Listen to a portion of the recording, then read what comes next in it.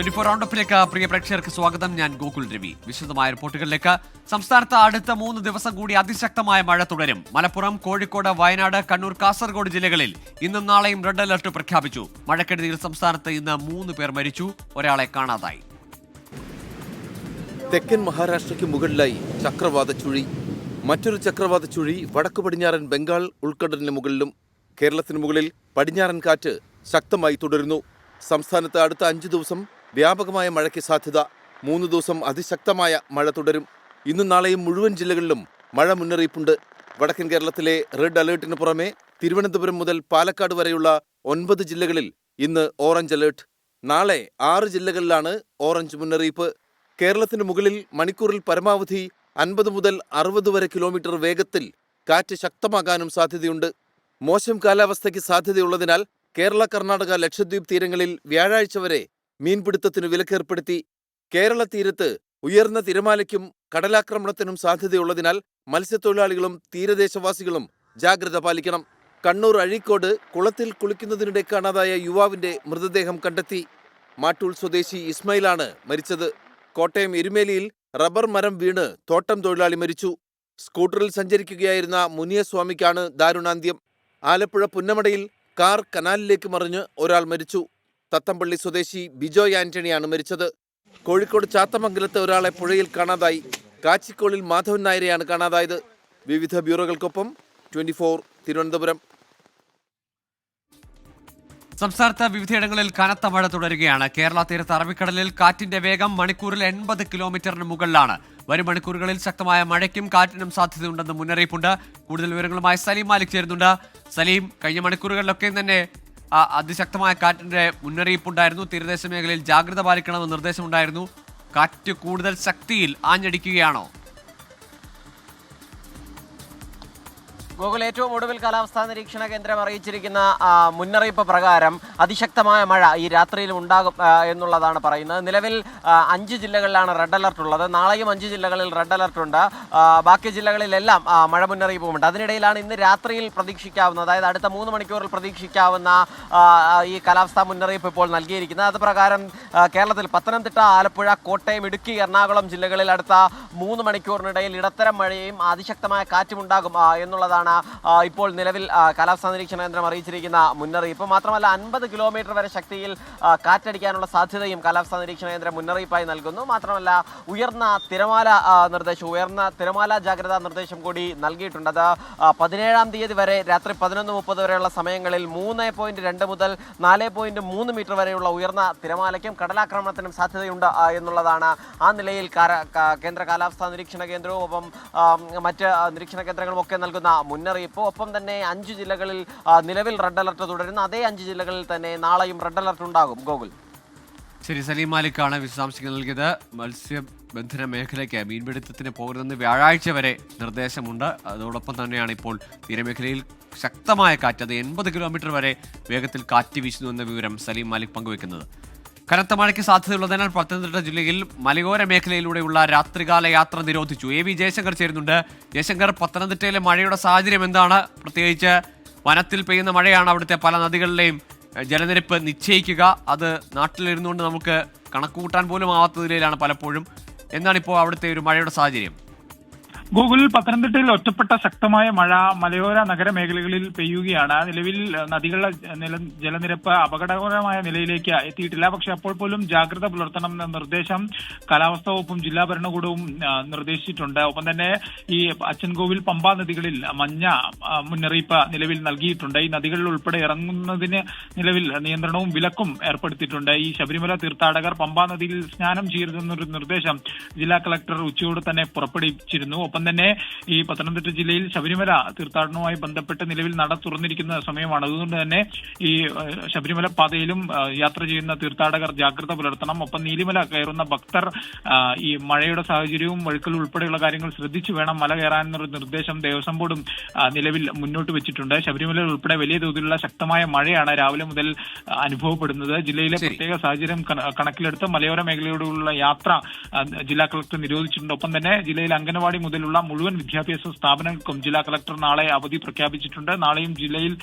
Yellow alert തുടരുമെന്നാണ് കാലാവസ്ഥാ നിരീക്ഷണ കേന്ദ്രം അറിയിച്ചിരിക്കുന്നത്. അതുകൊണ്ട് തന്നെ ജനങ്ങൾ ഈ നദീതീരത്തിൽ ഉൾപ്പെടെ താമസിക്കുന്ന ആളുകൾ ജാഗ്രത പുലർത്തണം നിർദ്ദേശമുണ്ട്. ഗോകുൽ, പത്തനംതിട്ട ജില്ലയിലും മലയോര മേഖലയിൽ രാത്രികാല യാത്ര നിരോധിച്ചിരിക്കുകയാണ്. ശബരിമല തീർത്ഥാടനം ഉൾപ്പെടെ നടക്കുന്ന സാഹചര്യമായതിനാൽ പമ്പാ നദിയുടെ തീരത്തുള്ളവരും ഒപ്പം പമ്പയിൽ ഇറങ്ങുന്നവരും ഒക്കെ ശ്രദ്ധിക്കണമെന്ന മുന്നറിയിപ്പ് കൂടിയുണ്ട്. കനത്ത മഴയുടെ പശ്ചാത്തലത്തിൽ നാളെ 11 ജില്ലകളിൽ വിദ്യാഭ്യാസ സ്ഥാപനങ്ങൾക്ക് അവധി പ്രഖ്യാപിച്ചു.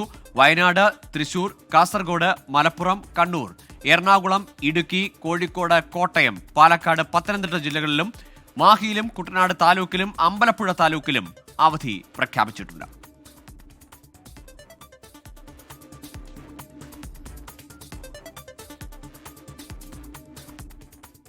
കൊല്ലത്ത് റെയിൽവേ ട്രാക്കിന് മുകളിൽ മരം വീണ് തീ പടർന്നു. കൊല്ലത്തിനും ഇരവിപുരത്തിനും ഇടയിലാണ് മരം വീണത്. കന്യാകുമാരി പുനലൂർ പാസഞ്ചർ കടന്നുപോകുന്നതിന് തൊട്ട് മുമ്പായിരുന്നു അപകടം. വേറൊരു പ്രശ്നം എന്ന് പറഞ്ഞാലേ ട്രെയിൻ നടക്കുന്നുണ്ട് ഇവിടെ. ലൈൻ അവിടെ നിന്ന് പൊട്ടിയ വന്ന് അടി കറണ്ടല്ല, ആ ലൈൻ പൊട്ടി തെറിക്കോ, പൊട്ടി ഇങ്ങോട്ട് അടി കമ്പിയിലേക്ക് അടിക്കാൻ ചാൻസ് ഉണ്ട്. അതുകൊണ്ടാ പേടി. കമ്പിയേ പൊട്ടിയ ടെമ്പറിലിരിക്കുന്ന കമ്പി വന്ന് അടിക്കും ചിലപ്പോ. കൊല്ലത്ത് നിന്ന് സുജിത് സുരേന്ദ്രൻ ചേരുന്നുണ്ട് വിശദാംശങ്ങളുമായി. സുജിത്ത്, ഈ ട്രെയിൻ ഗതാഗതം പുനഃസ്ഥാപിക്കാനായിട്ടുണ്ടോ? അവിടുത്തെ ആ ജനങ്ങളുടെ ആശങ്ക, തീ ഉയരുന്ന ദൃശ്യങ്ങൾ കുറച്ച് പേടിപ്പെടുത്തുന്നതാണ്. ആശങ്ക പരിഹരിക്കാനായോ? അതെ ഗൂഗിൾ, വളരെ ഭീതിപ്പെടുത്തുന്ന ദൃശ്യങ്ങളായിരുന്നു ഇവ. ഈ വൈകിട്ട് 7:20 ഇത്തരത്തിൽ പോളയത്തോട് ശ്മശാനത്തിന് സമീപം നിന്ന വലിയ മരം കടപുഴകി ഈ റെയിൽവേ ട്രാക്കിന് മുകളിലേക്ക് വീണത്. അതേസമയം റെയിൽവേ ട്രാക്കിന് മുകൾ വശത്തുണ്ടായിരുന്ന റെയിൽവേ വൈദ്യുത ലൈനിലേക്കാണ് ഇത് പതിച്ചത്. അതോടുകൂടിയാണ് ആ വലിയ തീഗോളങ്ങൾ അവിടെ ഉയർന്നത്. അതിനുശേഷം ഈ ലൈനുകൾ പൊട്ടി വീഴുകയും ചെയ്തു. വൈദ്യുത തകരാർ ഇതുവരെയും പരിഹരിക്കാൻ സാധിച്ചിട്ടില്ല. വൈദ്യുതബന്ധം എത്രയും വേഗം പുനഃസ്ഥാപിച്ച് ട്രെയിനുകളൊക്കെ തന്നെ ഓടിക്കുന്നതിനുള്ള ക്രമീകരണങ്ങൾ റെയിൽവേ ദ്രുതഗതിയിൽ നടത്തിക്കൊണ്ടിരിക്കുകയാണ്. ഇപ്പോഴും പല ട്രെയിനുകളും പിടിച്ചിട്ടിരിക്കുകയാണ്. കൊല്ലം തിരുവനന്തപുരം ഭാഗത്തേക്കുള്ള ട്രെയിനുകളാണ് പലയിടത്തും പിടിച്ചിട്ടുള്ളത്. ഏതായാലും ഈ വലിയൊരു ആപത്തിൽ നിന്നാണ് ഒരു ട്രെയിൻ രക്ഷപ്പെട്ടതെന്നും കൂടി പറയേണ്ടിയിരിക്കുന്നു. പുനലൂരിലേക്ക് പോകുന്ന കന്യാകുമാരി പാസഞ്ചറാണ് മീറ്ററുകൾക്കകലെ മാറ്റി നിർത്തിയിട്ടത്. ആ സമയത്താണ് ഈ മരം വീണത്. ഒരു മീറ്ററുകൾ മാത്രം അകലെ വെച്ചാണ് ഇത് വീണത്. വലിയൊരു തലനാരിഴയ്ക്കാണ് വലിയൊരു അപകടം തെന്നിമാറിയതെന്ന് തന്നെ പറയാം. എന്തായാലും ഇപ്പോഴും വൈദ്യുത ബന്ധം പുനഃസ്ഥാപിക്കുന്നതിനുള്ള പരിശ്രമത്തിലാണ് റെയിൽവേ. ഗോകുൽ, ശരി. കൊല്ലത്താണ് ട്രാക്കിലേക്ക് മരം വീണ് റെയിൽവേയുടെ വൈദ്യുതി ലൈനുകൾക്ക് തീപിടിച്ചത്. ഏതായാലും ഇപ്പോഴും അവിടെ റെയിൽ ഗതാഗതം പൂർവ്വ നിലയിൽ അല്ലെങ്കിൽ പഴയ പോലെ ആക്കാനുള്ള പരിശ്രമം തുടരുകയെന്നാണ് സുജിത് സുരേന്ദ്രൻ നൽകുന്ന വിശദാംശം. കണ്ണൂർ കൊട്ടിയൂരിൽ ആംബുലൻസ് ഗതാഗത കുരുക്കിൽപ്പെട്ടതോടെ 3.5 വയസ്സുകാരന് ദാരുണാന്ത്യം. കൊട്ടിയൂർ അമ്പായത്തോട്ടിലെ പ്രജുലാണ് മരിച്ചത്. ഗതാഗത കുരുക്കിനെ തുടർന്ന് 50 മിനിറ്റോളം വൈകിയെന്ന് ആംബുലൻസ് ഡ്രൈവർ 24 പറഞ്ഞു. ഞങ്ങൾക്കൊരു 11:05 ആ സമയത്താണ് ഞങ്ങൾക്ക് കോള് വരുന്നത്. അപ്പൊ ഈ കോള് വരുന്ന സമയത്ത് ഓൾറെഡി ബ്ലോക്കാണ്. അപ്പൊ കോള് വന്ന് അമ്പായത്തോട് നിന്നാണെന്ന് പറഞ്ഞ് ഞങ്ങൾ അവിടുന്ന് ഇറങ്ങി കഴിഞ്ഞിട്ട് മാക്സിമം ബ്ലോക്കിലെ കൂടി എല്ലാം എങ്ങനെയൊക്കെ പോകാൻ പറ്റും അങ്ങനെയൊക്കെ പോയി ഞങ്ങള് ഏകദേശം എന്താ പറയാ കണ്ടപ്പുറം എന്ന് പറഞ്ഞ സ്ഥലം വരെ പോലീസുകാരടക്കം വണ്ടി സേതാക്കി തന്നു. അത് കഴിഞ്ഞിട്ട് ബസ് ആയതുകൊണ്ട് അങ്ങോട്ട് പോകാൻ പറ്റുന്നില്ല. നമുക്ക് അങ്ങോട്ടൊരു 7 കിലോമീറ്ററേ ഉള്ളൂ. ഈ 7 കിലോമീറ്റർ സ്വാഭാവികമായിട്ട് ഞങ്ങൾക്കൊരു ഈ 6 or 7 അല്ലെങ്കിൽ ഒരു ചുരുങ്ങിയത് 10 മിനിറ്റ് കൊണ്ട് ഞങ്ങൾ എത്തും എങ്ങനെ പോയാലും. അപ്പോ അന്ന് വെച്ചാൽ 11:05 അവിടെ നിന്ന് വെച്ചിട്ട് ഞങ്ങൾ ആ സ്പോട്ടിലെത്തുമ്പോൾ 11:55 അടുത്തായി. അപ്പൊ അത്രയും സമയം ഡിലേ ആണ്. അപ്പൊ ഈ ടൂറിസ്റ്റ് ബസ് ആയതുകൊണ്ട് വെച്ചാൽ ഒരു വണ്ടി അങ്ങോട്ടും ഇങ്ങോട്ടും റോഡിൽ നിന്ന് പുറത്തിറക്കൂല ഇവര് താഴ്ന്ന പ്രദേശത്ത്. പോരാത്തതെന്ന് വെച്ചാൽ ഇത് 2 സൈഡും ഈ കേബിളിന്റെ കുഴിയും കുഴിച്ചു 1 മാസം മുന്നേ. അരുൺ പൂപ്പറമ്പയുണ്ട് കണ്ണൂരിൽ നിന്ന് വിശദാംശങ്ങളുമായി. അരുൺ, ഈ വളരെ ദാരുണമായ സംഭവമാണ് കണ്ണൂരിൽ നിന്ന് വരുന്ന ഈ വാർത്ത. ഒപ്പം ഒരുപാട് ആളുകൾ ഈ കൊട്ടിയൂരിലെ ഗതാഗത കുരുക്കിനെ പറ്റി പരാതി പറയുന്നുണ്ട്. കൊട്ടിയൂർ മാത്രമല്ല, പാൽച്ചുരത്തിലെ ഗതാഗത പ്രശ്നങ്ങളും ഈ ഘട്ടത്തിൽ ചർച്ചയാവുകയാണ്. ഈ കുട്ടിയുടെ മരണം, ഈ വാർത്ത കൊണ്ടെങ്കിലും ഒരു ഇടപെടൽ ഇക്കാര്യത്തിൽ ഉണ്ടാവേണ്ടത് അനിവാര്യമാണ്. മണിക്കൂറുകൾ നീളുന്ന ഗതാഗത കുരുക്ക് അതിപ്പോൾ ഒരു കുഞ്ഞിന്റെ ജീവൻ നഷ്ടപ്പെടാൻ വരെ കാരണമാകുന്നു. ഗൂഗിൾ സൂചിപ്പിച്ചതാണ് ഏറ്റവും പ്രധാനപ്പെട്ട കാര്യം. ഇത് കണ്ണൂർ, വയനാട് ജില്ലകളെ ബന്ധിപ്പിക്കുന്ന ഒരു സംസ്ഥാന തലത്തിലുള്ള ഒരു പാത കൂടിയാണ്. നിരവധി വാഹനങ്ങൾ അല്ലാതെ തന്നെ ഈ ഉത്സവത്തിന്റെ അല്ലാതെ തന്നെ നൂറുകണക്കിന് വാഹനങ്ങൾ ഓരോ ദിവസവും കടന്നു പോകുന്ന പാതയാണ് പാൽച്ചുരം ഉൾപ്പെടെയുള്ള ആ പാതയാണ്. അവിടെ ഈ ഉത്സവം തുടങ്ങിയതിനു ശേഷം രൂക്ഷമായ ഗതാഗതക്കുരുക്കാണ്. ഇന്നലെയും ഇന്നുമായി അവധി ദിനങ്ങളായിരുന്നു. നൂറുകണക്കിന് വാഹനങ്ങൾ വന്ന് മണിക്കൂറുകളോളം ഇങ്ങനെ കാത്തു നിൽക്കുകയാണ്. അതിനിടയിലാണ് ഈ ആംബുലൻസ് കൂടി കുടുങ്ങിപ്പോയത്. അത് കൃത്യമായ ആംബുലൻസ് ഡ്രൈവർ തന്നെ അത് ആ കാര്യങ്ങൾ വിശദീകരിച്ചിട്ടുണ്ട്. എത്ര സമയം വൈകി, അതിനുശേഷം ആദ്യം ഈ ആംബുലൻസ് ആ വീട്ടിലേക്ക് എത്താൻ ഏകദേശം 50 മിനിറ്റോളം വൈകി. അവർ പരമാവധി ശ്രമിച്ചു, പക്ഷേ ഒരു തരത്തിലും മുന്നോട്ട് പോകാൻ പറ്റിയില്ല. അതിനുശേഷം ഈ കുട്ടിയെ എടുത്ത് മാനന്തവാടി മെഡിക്കൽ കോളേജിലേക്ക് കൊണ്ടുപോകുന്ന വഴി പാൽച്ചുരത്തിലും സമാനമായ ഗതാഗതക്കുരുക്കുണ്ടായിരുന്നു. ആ ഗതാഗതക്കുരുക്കിലും ഈ ആംബുലൻസ് പെട്ടു. അങ്ങനെയും സമയം വൈകി.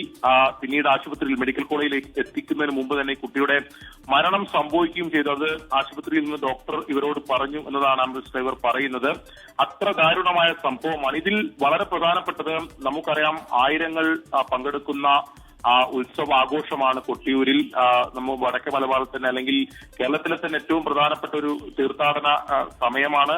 കൊട്ടിയൂരിൽ അത്തരത്തിൽ നൂറുകണക്കിന് വാഹനങ്ങൾ വരുന്നതാണ്. അപ്പോൾ മുൻകൂട്ടിയുള്ള ക്രമീകരണങ്ങൾ ഈ വാഹന ഗതാഗത കുരുക്ക് ഒഴിവാക്കുന്നതിന് വേണ്ടി എല്ലാ വർഷവും സമാനമായിട്ടുള്ള പ്രശ്നങ്ങളുണ്ട്. പക്ഷേ ഈ തവണ അല്പം കൂടി രൂക്ഷമായ ഗതാഗത കുരുക്കാണ് ഉണ്ടായിട്ടുള്ളത് എന്നാണ് പ്രദേശവാസികൾ പറയുന്നത്. നിരന്തരമായ പരാതികൾ കഴിഞ്ഞ ദിവസങ്ങളിലെല്ലാം അവിടെ പലതരത്തിൽ ആൾക്കാർ യാത്ര ചെയ്യുന്നവർ കുടുങ്ങിപ്പോയതുമായി ബന്ധപ്പെട്ടുള്ള പരാതികൾ ഉയർന്നു വന്നിരുന്നു. പലരും സമൂഹ മാധ്യമങ്ങളിൽ അത് വീഡിയോ ആയി ചെയ്തൊക്കെ അത് പ്രചരിപ്പിക്കുകയൊക്കെ ചെയ്തിരുന്നു. പക്ഷേ മുൻകൂട്ടിയുള്ള ക്രമീകരണങ്ങൾ അവിടെ ഉണ്ടായിരുന്നില്ല. പ്രത്യേകിച്ച് അതാണ് അരുണി, ഇത്രയേറെ ഗതാഗതക്കുരുക്ക് മണിക്കൂറുകൾ 8 മണിക്കൂറിലധികം ഒക്കെ ആളുകൾ കുടുങ്ങുന്ന സാഹചര്യങ്ങൾ ഇന്നലെയും ഇന്നുമൊക്കെ ഉണ്ടാകുന്നു. അതിനിടയിലാണ് ഈ കുഞ്ഞിന്റെ ദാരുണാന്ത്യവും. ഇതുകൊണ്ടെങ്കിലും ആളുകൾ അധികൃതർ ഇതുമായി ബന്ധപ്പെട്ട് നിയന്ത്രണം ഏർപ്പെടുത്തേണ്ടവർ, പകരം സംവിധാനങ്ങൾ ക്രമീകരണങ്ങൾ ഏർപ്പെടുത്തേണ്ടവർ ഇടപെടട്ടെ. പോരാട്ടച്ചൂടിൽ നിലമ്പൂർ.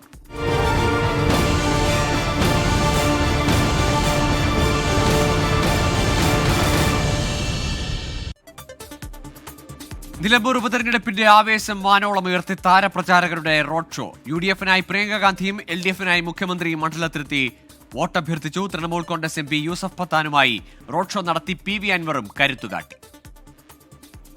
നിലമ്പൂരിൽ ഇന്ന് കണ്ടത് സൂപ്പർ സൺഡേ. കടുവ ആക്രമിച്ചു കൊലപ്പെടുത്തിയ ഗഫൂറിന്റെ വീട്ടിലാണ് ആദ്യം പ്രിയങ്ക ഗാന്ധി MP എത്തിയത്. തുടർന്ന് ആര്യാടൻ ഷൗക്കത്തിനായി വോട്ടഭ്യർത്ഥിച്ച് മൂത്തേടത്തും നിലമ്പൂരിലും.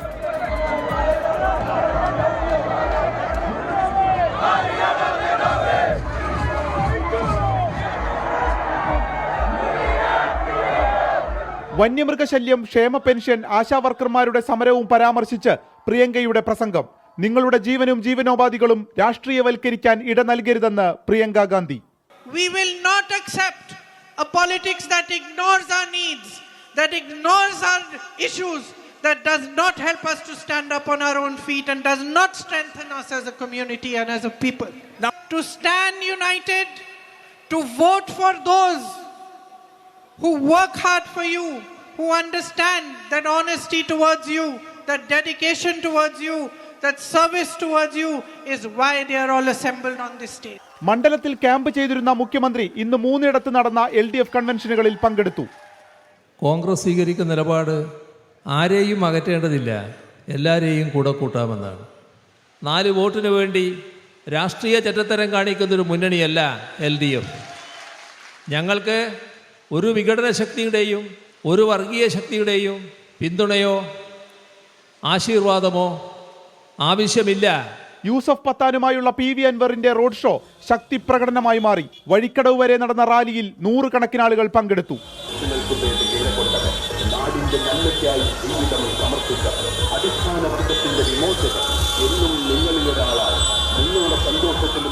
अनवर जी के लिए मुझे बहुत खुशी है कि उन्होंने जो काम किए हैं वो काम की वजह से उनको इतना प्यार यहाँ पर मिल रहा है और ये देख के बहुत अच्छा लग रहा है मुझे.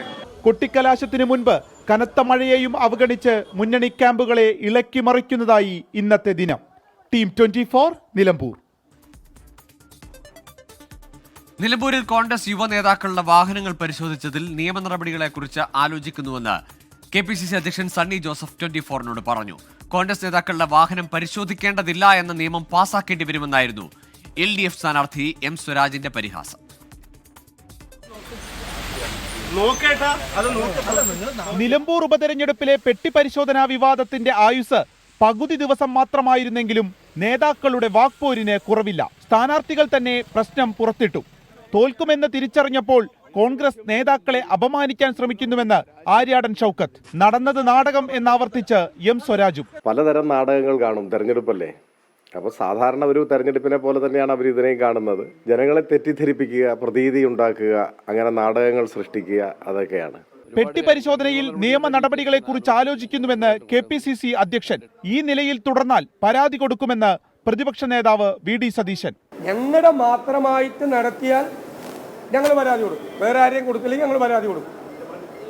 എല്ലാവരും നിയമത്തിന് വിധേയരാണ്, ഞാനടക്കം. ഉൾഭയം ഉള്ളതുകൊണ്ടാണ് പരിശോധിക്കുമ്പോൾ തർക്കിക്കുന്നതെന്ന് EP ജയരാജൻ. വാക്കുകൾ കൊണ്ട് പരസ്പരം ഇങ്ങനെ ആക്രമിക്കുമ്പോഴും നടപടികളുമായി മുന്നോട്ടു പോകാൻ ഇരു മുന്നണികൾക്കും താൽപര്യമില്ല. അനാവശ്യ വിവാദം തിരിച്ചടിയാകുമെന്ന് UDF-ലെ ഒരു വിഭാഗം നേതാക്കൾ കരുതുന്നു. നീലപ്പെട്ടി വിവാദം ഓർമ്മയുള്ളതുകൊണ്ട് തന്നെ LDF-ഉം നിലമ്പൂരിൽ പെട്ടിവിട്ട മട്ടാണ്. ടീം 24 നിലമ്പൂർ. അയവില്ലാതെ ഇറാൻ ഇസ്രയേൽ സംഘർഷം. ഇസ്രയേൽ ആക്രമണം നിർത്തിയാൽ ഇറാനും നിർത്താമെന്ന് വിദേശകാര്യമന്ത്രി അബ്ബാസ് അരഗ്ചി.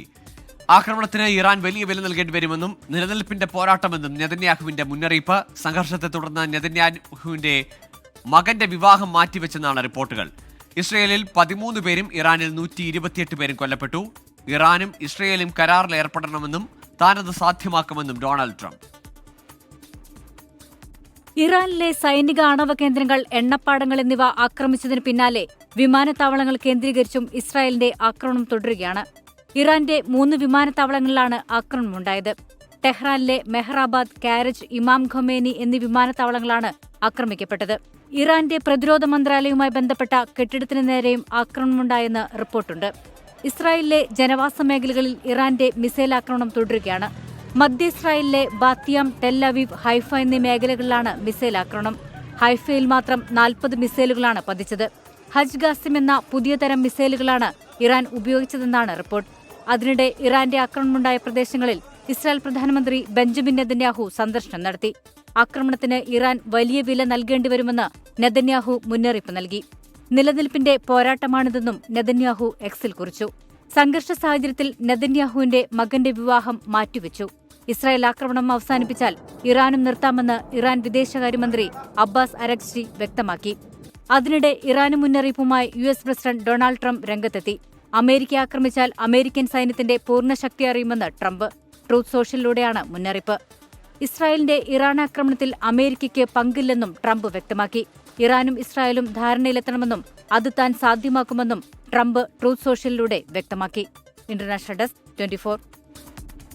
യാത്രക്കാർക്ക് മനോഹരമായ അടിസ്ഥാന സൗകര്യ സംവിധാനം ഒരുക്കുന്ന പ്രീമിയം റെസ്റ്റ് റൂം ട്രാവലോഞ്ച് കൂടുതൽ സ്ഥലങ്ങളിലേക്ക്. കോഴിക്കോട് കേന്ദ്രമായി പ്രവർത്തിക്കുന്ന ബീക്കൺ ഗ്രൂപ്പിന്റെ ഈ ആശയത്തിന് പിന്തുണയുമായി ഗോകുലം ഗ്രൂപ്പ് 25 കോടിയുടെ നിക്ഷേപം നടത്തി. ട്രാവലോഞ്ചിന്റെ ആപ്പ് മന്ത്രി PA മുഹമ്മദ് റിയാസ് ലോഞ്ച് ചെയ്തു.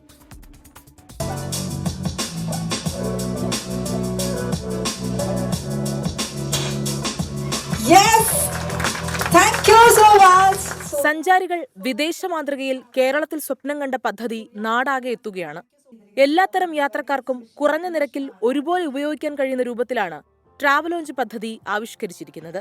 ദീർഘദൂര യാത്രക്കാർക്ക് ശുചിമുറി സൗകര്യത്തിനും വിശ്രമത്തിനും വിമാനത്താവളങ്ങളിലെ ലോഞ്ചുകളെ ഓർമ്മിപ്പിക്കുന്നതാണ് ട്രാവലോഞ്ച്. യാത്രക്കാർക്ക് അനിവാര്യമായ പദ്ധതിയാണ് ട്രാവലോഞ്ച് എന്ന് ആപ്പ് ഉദ്ഘാടനം ചെയ്ത ടൂറിസം മന്ത്രി PA മുഹമ്മദ് റിയാസ് പറഞ്ഞു. പദ്ധതി വലിയ വിജയമാകുമെന്നും മന്ത്രി. ടൂറിസം, ഹോസ്പിറ്റാലിറ്റി സെക്ടറുകളിൽ പുതിയ സാധ്യത തുറന്നിട്ട ഒരു സംരംഭമാണ്. കേരളത്തിന് ആവശ്യമായ ഒരു കാര്യമാണ്. ഈ ട്രാവൽ ലോഞ്ച് ആപ്പ് കേരളത്തിൽ ഒരു വലിയ ഹിറ്റാവും. ഗോപാലേട്ടന്റെ ഇപ്പൊ അവസാനം ഇറങ്ങിയ സിനിമ ഹിറ്റായതുപോലെ അതുപോലെ ഇതൊരു ഹിറ്റായി മാറും. യാത്രക്കിടയിൽ വിശ്രമിക്കാൻ അന്താരാഷ്ട്ര നിലവാരത്തിൽ ലോഞ്ചും ആധുനിക രീതിയിലുള്ള ഹൈജീനിക് ടോയ്ലറ്റുകളും കുറഞ്ഞ സമയത്തേക്കടക്കം വിശ്രമിക്കാനുള്ള സ്ലീപ്പിംഗ് പോഡും കോഫി ആൻഡ് ടീ ഷോപ്പുകളും ചാർജിംഗ് പോയിന്റുമൊക്കെ അടങ്ങുന്നതാണ് ട്രാവലോഞ്ച്. നൂതന സംരംഭത്തിന് ശ്രീ ഗോകുലം ഗ്രൂപ്പിന്റെ പിന്തുണ ചെയർമാൻ ഗോകുലം ഗോപാലൻ പ്രഖ്യാപിച്ചു. യാത്ര ചെയ്യുമ്പോഴുള്ള വിഷമങ്ങൾ, അത് പ്രത്യേകിച്ചും കേരളത്തിൽ ഈ ട്രാവൽ ലോഞ്ച് എന്ന ഒരു പ്രസ്ഥാനം ഏറ്റവും അനിവാര്യമായ ഒന്നാണെന്നാണ് ഇപ്പൊ എല്ലാവർക്കും മനസ്സിലായിട്ടുള്ളത്. ചലച്ചിത്രതാരം മമത മോഹൻദാസ് പദ്ധതിയുടെ ഭാഗമാണ്. ട്രാവലോഞ്ച് കോ ഫൗണ്ടർ PT സഫീർ ചടങ്ങിൽ പദ്ധതി വിശദീകരിച്ചു. 24 Kozhikode. Fragrance world 24 Kerala cricket challenge മത്സരങ്ങൾ അവസാന ഘട്ടത്തിലേക്ക്. ഗ്രൂപ്പ് മത്സരങ്ങൾക്ക് ശേഷം ക്വാർട്ടർ ഫൈനൽ മത്സരങ്ങൾ അല്പസമയത്തിനകം ആരംഭിക്കും. ചലച്ചിത്ര താരം ആസിഫ് അലി ഉൾപ്പെടെയുള്ള വൻ താരനിര KCC വേദിയിലെത്തും. ദുബായിൽ നിന്ന് അരുൺ പാറാട്ട് തയ്യാറാക്കിയ റിപ്പോർട്ടിലേക്ക്. വലിയ ആവേശത്തോടുകൂടി കാത്തിരുന്ന 24 കേരള ക്രിക്കറ്റ് ചലഞ്ചിന്റെ 3-ാം ദിവസത്തിലേക്ക്, അതായത് 24 കേരള ക്രിക്കറ്റ് ചലഞ്ചിന്റെ അവസാന ദിനത്തിലുള്ള മത്സരങ്ങൾ ഒരു ഭാഗത്ത് പുരോഗമിക്കുകയാണ്. ലീഗ് മത്സരങ്ങളെല്ലാം തന്നെ അവസാന ഘട്ടത്തിലേക്ക് എത്തിക്കഴിഞ്ഞു. ആര് കപ്പ് ഉയർത്തുമെന്നറിയാൻ ഏതാനും നിമിഷങ്ങൾ മാത്രമാണ് ബാക്കിയുള്ളത്. ഇവിടെ അതിനുള്ള എല്ലാ ഒരുക്കങ്ങളും പൂർത്തിയായി കഴിഞ്ഞ കാഴ്ചയാണ് കാണുന്നത്. 2-3 ടീംസിന് മാത്രമേ ഉള്ളൂ. പക്ഷേ ഇപ്പോഴുള്ള പോയിന്റ് ടൈപ്സ് നോക്കുകയാണെങ്കിൽ group 1 Kannur is the group champions, second വരുന്നത് പാലക്കാട്. പിന്നെ group 2 Malappuram is the group champions and Kottayam is the second എന്ന് പറഞ്ഞത്. നമ്മളെല്ലാവരുടെ കൂടെയുണ്ട്. എല്ലാവരും കളിക്കണം, നല്ല രീതിയിൽ തന്നെ പെർഫോം ചെയ്തിട്ട് വാട്ട് വി എക്സ്പെക്ട് ഈ ഫൈനൽ ആകുന്നപ്പോഴേക്ക് ഒരു തീപ്പാറുന്ന മാച്ചുകൾ എന്തായാലും എക്സ്പെക്ട് ചെയ്യാം. അത്രയും ആവേശത്തിലെ എല്ലാ പ്ലെയേഴ്സും ഉള്ളത്. ഇനിയിപ്പോൾ ആഭ്യന്തര കുറ്റവാളിയുടെ മുഴുവൻ ക്രൂ അംഗങ്ങൾ ആസിഫ് അലിയെ കാണാനായി ഇവിടെ തടിച്ചുകൂടിയുന്ന ആളുകളെ നമുക്ക് കാണാൻ പറ്റും. ഈ കഴിഞ്ഞ കുറച്ച് നാളുകളായിട്ട് നമുക്ക് ആസിഫയെ കുറിച്ച് പറയുകയാണെങ്കിൽ നമുക്ക് എല്ലാവർക്കും അറിയാം, അത്രയും ഒരു ഫാൻ ബേസാണ് നമ്മുടെ ഈ മിഡിൽ ഈസ്റ്റിൽ തന്നെ പുള്ളിക്കാരനുള്ളത്. അപ്പോൾ ഈ ഒരു സക്സസ് സെലിബ്രേഷൻ ആഭ്യന്തര കുറ്റവാളിയുടെ ഭാഗമായിട്ട് ഇവിടെ നിന്ന് സക്സസ് സെലിബ്രേറ്റ് ചെയ്യാൻ വരുന്നതെന്ന് അറിഞ്ഞപ്പോൾ തന്നെ നിങ്ങളിപ്പോൾ കാണുന്നുണ്ടാവും നമ്മൾ ബാക്കിൽ എന്തൊക്കെയാണ് നടക്കുന്നത്. ശരിക്കും പറഞ്ഞാൽ ആ മാച്ചസ് കഴിയാൻ വേണ്ടിയാണ് നമ്മളും കാത്തിരിക്കുന്നത്, നേരെ ഇവിടെ വന്ന് ആഘോഷിക്കാൻ വേണ്ടി ഒരു സക്സസ് സെലിബ്രേഷൻ ഈ ഒരു പടത്തിൻ്റെ. എന്തായാലും ഇനി ഏതാനും നിമിഷങ്ങൾ മാത്രമാണ് ബാക്കിയുള്ളത്. ആര് കപ്പ് ഉയർത്തുമെന്ന് അറിയാൻ കാത്തിരിക്കുകയാണ് UAE ക്രിക്കറ്റ് ആരാധകർ എല്ലാവരും തന്നെ. ദുബായിൽ നിന്നും ശരചെറുക്കുന്നതിനൊപ്പം അരുൺ പാറാട്ട്, 24. ഇതോടെ 24 റൗണ്ട് പൂർണ്ണമാകുന്നു. നമസ്കാരം.